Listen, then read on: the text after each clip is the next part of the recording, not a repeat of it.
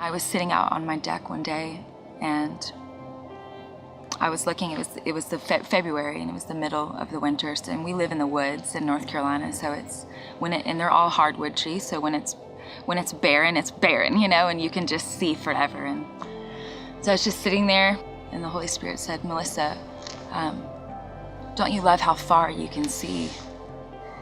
And I was like, what?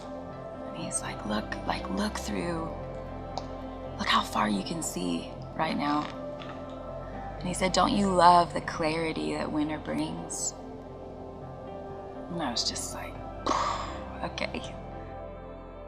And he was like, do you feel anxiety in the trees? Like, do they feel anxious that they'll never have leaves again and bloom again? And I was like, Lord, of course they don't, you know? And he's like, I want to teach you something about this.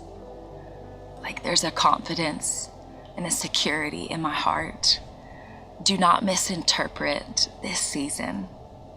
And it was just a huge growth moment for me.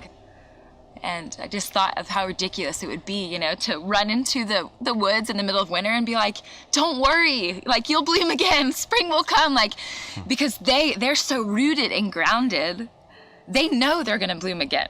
Like, there's no, like, oh man, I wonder if I'll ever have leaves again. It's because they get the necessity of seasons of rest and barrenness to the fruitfulness of their spring and their harvest.